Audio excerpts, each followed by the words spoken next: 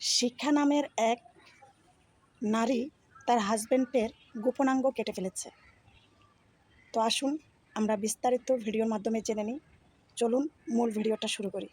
তো আসসালামু আলাইকুম। শিখা হচ্ছে একজন টিকটকার, গোপনাঙ্গ কেটে হাতে নিয়ে বসে আছে।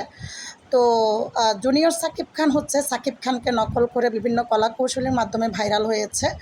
তো এখন তাদের জীবনটা তো খুব ভালোই যাচ্ছিল, বা আমি তো তাদের জীবন সম্পর্কে জানি না। এই মেয়ে নাকি নারায়ণগঞ্জের ঘুমন্ত অবস্থায় জুনিয়র সাকিব খানের গোপনাঙ্গ কেটে ফেলে তার স্ত্রী শিখা।